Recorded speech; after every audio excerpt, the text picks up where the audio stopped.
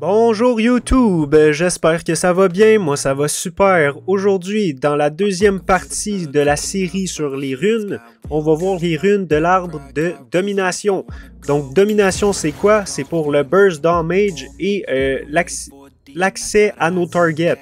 Donc pour nous aider à closer les gaps entre nos ennemis et tout ça. Donc on va commencer avec Electrocute. Cute, super simple comme rune. Ça, c'est une rune pour le burst. Donc, des champions comme Talon, Kha'Zix, n'importe quel assassin qui a besoin de burst damage. Fait que Electrocute, ce que ça fait, c'est que quand on fait 3 attaques séparées ou habiletées, fait que ça peut être aussi sur les mages par exemple, comme exemple Rise qui fait des attaques quand même assez rapidement, fait que pour lui faire 3 habiletés sur un champion, ça se fait super vite. Donc Electrocute, c'est une rune qui est adaptative selon si on est AD ou AP. Ce que ça fait, après avoir fait nos 3 attaques consécutives, c'est un burst entre 30 à 180 de dégâts, plus 0.4% de notre bonus AD ou 0.25% de notre bonus AP. Ça a bien sûr un cooldown de 25 secondes au début et quand on est maximum niveau, ça tombe à 20 secondes de cooldown. Donc Electrocute, c'est bon sur les targets qui sont squishy. Donc c'est sûr que s'il y a plusieurs bruisers / tank dans la team ennemie, je prendrai peut-être pas Electrocute. Je vais peut-être y aller vers autre chose, comme par exemple Dark Harvest, qui est un peu la même chose qu'Electrocute, mais Dark Harvest va stacker à l'infini, on va voir pourquoi après. Donc Electrocute, bonne rune pour le burst et les champions assassins. Ensuite on a Predator. Predator, ce que ça fait, c'est que sur nos bots deviennent un item actif. Donc on doit activer notre item et on se met à courir vraiment vite sur l'ennemi. Donc ça c'est bon chez les junglers ou les mid laners qui adorent roamer. Par exemple, j'ai vu ça sur une Annie au mid. C'était super cheesy comme strat, mais ça fonctionnait puis c'était rageant. Donc, ce que ça fait, c'est que ça va augmenter, j'active mon item, je gagne 25% de movement speed de plus et sur une seconde, dans le fond, ce movement speed-là va augmenter jusqu'à 50% de movement speed pendant que je chase un ennemi champion. Ensuite, ce que ça fait, c'est que ça va faire un damage, un bonus de dégâts à la fin de l'effet qui va faire de 20 à 180 de dégâts de plus 0.25 AD, plus 0.15 AP selon notre dégât. Donc sur un personnage comme Ekarim ou Rammus par exemple, qui sont deux champions qui courent super vite de 1 à cause de leur habileté, et mettons le E de Ekarim, que lui, plus il y a de movement speed, plus il fait mal, ben Predator c'est une très bonne rune pour lui. Donc Pred, c'est bon pour les champions qui vont vite. Fait que mettons Rammus ou Ekarim. Là, c'est les seuls champions qui me viennent en tête pour l'instant, mais ça s'applique à plein d'autres champions. Donc Predator pour courir vite. Ensuite, on a Dark Harvest. Dark Harvest, c'est un peu la même chose qu'Electrocute, c'est juste que lui, quand on attaque un champion qui est en bas de 50% de ses PV, on va comme collecter une partie de son âme. Ça, ce que ça fait, c'est que ça augmente le dégât de Dark Harvest de 5 permanent. Et ça, c'est à l'infini, comme je dis, ça peut se stacker là, à l'infini. Bien sûr, il y a un cooldown de 45 secondes pour Dark Harvest, mais si on fait un takedown, ça se reset à 1.5 secondes. Fait que je fais un takedown, 1.5 secondes après, je peux refaire Dark Harvest sur un autre ennemi. Fait que dans les teamfights, je peux facilement réussir à avoir 3, 4, peut-être même 5 souls d'un coup. Fait que ça augmente mon dégât de 25 dans ce temps-là. Fait que Dark Harvest, ça va être bon pour les games qui vont être plus longues. Parce qu'on veut être capable de le stacker. Fait que selon la team ennemie, dépendamment de qu'est-ce qu'ils ont comme champion, si on remarque que ça va être une game qui va durer longtemps, on prendrait Dark Harvest à ce moment-là. Ensuite, on a Hail of Blade. Hail of Blade, c'est bon pour n'importe quel champion qui ont besoin de stacker leur attaque pour faire un effet. Donc, par exemple, Vayne avec son W, 3 attaques, ça fait un true damage. Fait que ça peut être intéressant sur Vayne. C'est sûr qu'il y a beaucoup plus d'autres options qui sont beaucoup plus viables.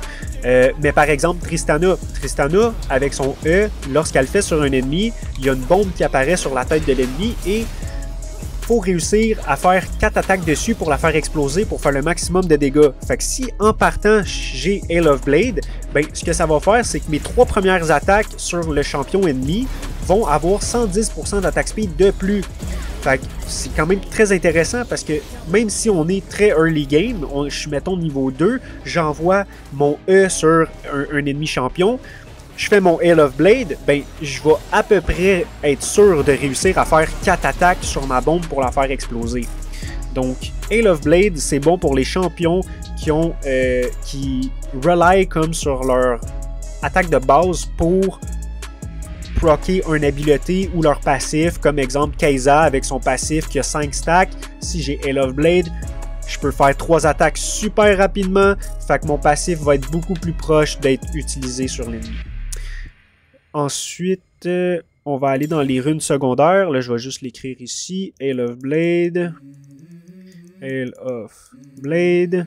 Ça, c'est bon pour, mettons, Tristana. C'est bon pour Kai'Sa, comme je disais. Donc, tous les champions là, que vous pouvez penser qui ont besoin d'attaque speed rapidement pour popper un de leurs habiletés ou leur passif, ça va être bon pour eux. Ensuite, on a Cheap Shot. Cheap Shot, super simple. Aussitôt que je impair le mouvement de l'ennemi, fait que je le slow, root, stun, je vais y faire du true damage. Basé sur mon niveau, ça va être de 10 à 45 de dégâts avec 4 secondes de cooldown. Donc, si j'ai 2 habiletés dans mon kit qui vont slow ou... Bref, si j'ai un item même qui slow puis tout ça, ça va s'appliquer. Donc, je fais mon première attaque, mettons, qui slow. J'attends 4 secondes, je fais mon autre attaque qui va root, mettons. Mais à ce moment-là, je viens d'utiliser mon cheap shot vraiment au maximum parce que je vais y faire 2 fois 10 à 45 de dégâts. Et ça, c'est du true damage. Donc, ça ignore complètement les résistances. Ensuite, on a Taste of Blood. Taste of Blood, ça, je vais prendre ça quand j'ai besoin de sustain, quand j'ai besoin vraiment d'avoir de la guérison. Parce que ça, ce que ça fait, c'est que quand je fais du dégât à un ennemi champion, peu importe quelle sorte de dégâts, je le damage tout court, ça va me donner 16 à 30 de PV avec un bonus de 0,15 AD ou 0,08 AP. Fait encore une fois, ça c'est selon si on est AD ou AP. Et ça a 20 secondes de cooldown. Donc, dans ma line, à toutes les 20 secondes si possible, je vais essayer d'attaquer l'ennemi champion parce que ça va me redonner des PV. Ensuite, on a Sudden Impact. Sudden Impact, ça c'est bon pour tous les champions comme exemple Kha'Zix, Talon, Evelyn, n'importe qui a soit de l'invisibilité, qui a des dash, des jumps, fait qu'un leap, des blinks, qui est un peu comme... Je pense qu'un blink, c'est considéré comme le E de Echo. Mais je pourrais pas être sûr parce que je pense que c'est peut-être aussi un téléport ou un dash. Qui sait.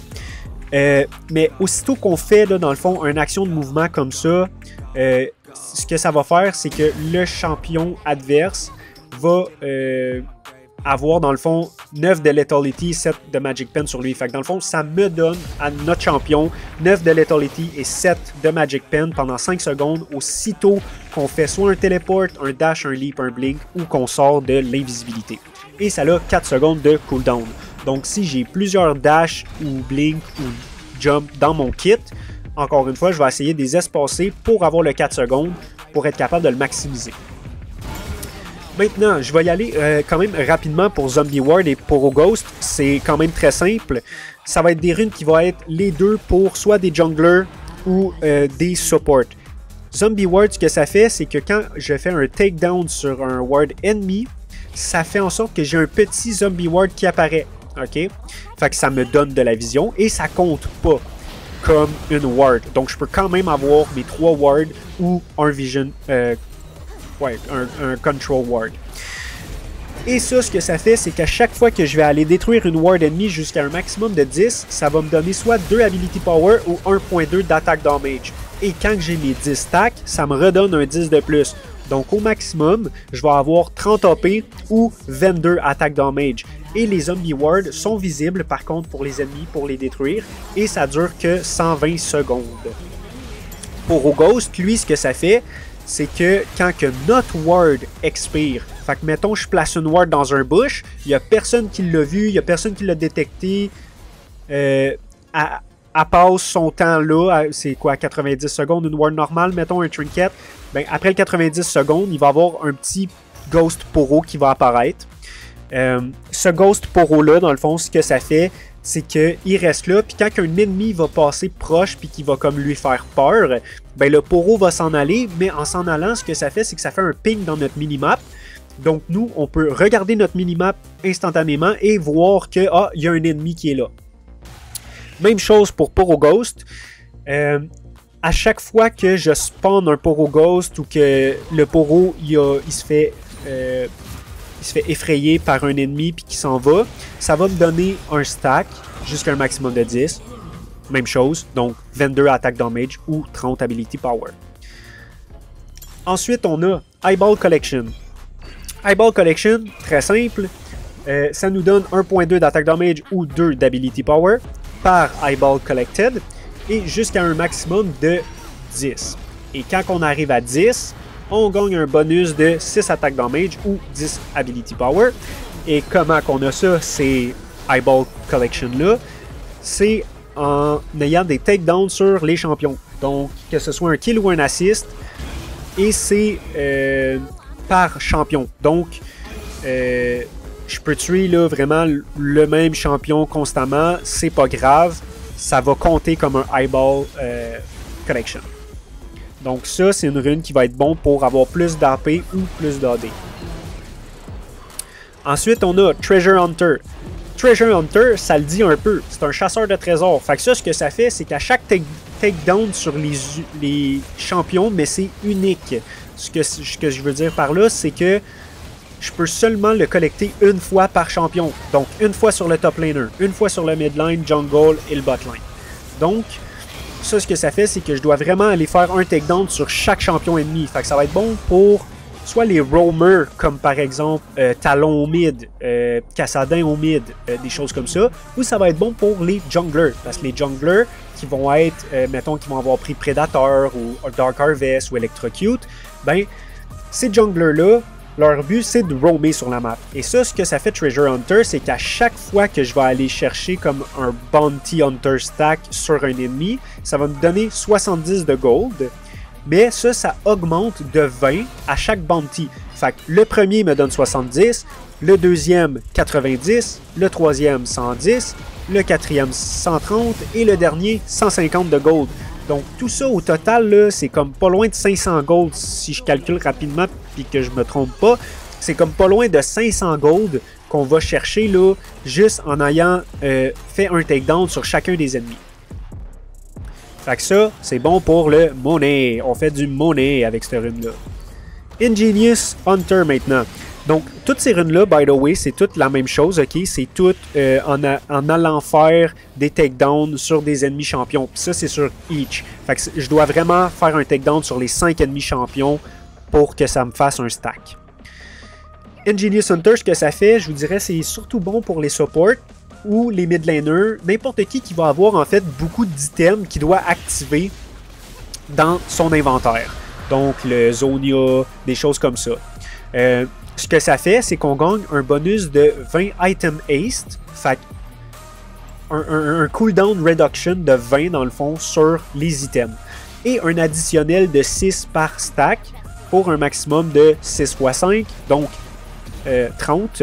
Plus 20, donc 50 au total, pas Ability Haste, pardon, Item Haste, parce que c'est juste sur les items. Ensuite, on a Relentless Hunter, lui, c'est pour le Movement Speed en dehors des combats. Donc ça va être une rune qui va être utilisée pour mettons, justement des personnes qui vont roamer beaucoup, comme Talon, ou n'importe qui a besoin de Movement Speed, mettons Evelyn Jungle, des choses comme ça. Parce que ça, ce que ça fait, c'est que ça me donne 5 de movement speed out of combat, par exemple. C'est seulement en dehors des combats, parce qu'aussitôt que je tombe en combat, je perds mon bonus de vitesse. Donc, ça me donne 5 de base et 8 par stack. Donc, 8 x 5, 40, plus 5, 45. Fait que ça peut me donner quand même un 45 movement speed en dehors des combats. Fait que ça, ce que ça fait, c'est que ça me permet de vraiment me déplacer sur la map rapidement.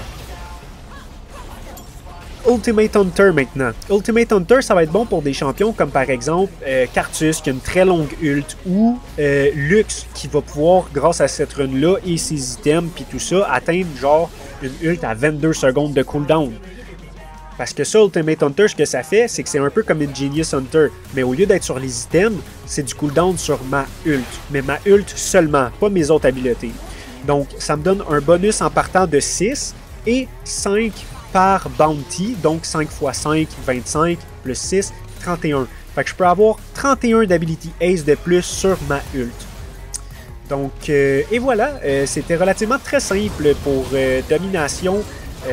J'ai pas énormément d'exemples à vous donner parce que on va plus voir ça dans mes futurs guides où est-ce que ça va être comme des guides sur le Champ Select parce que bien souvent il y a des games honnêtement qu'on va jouer puis que la game va être gagnée ou perdue direct dans le Champ Select.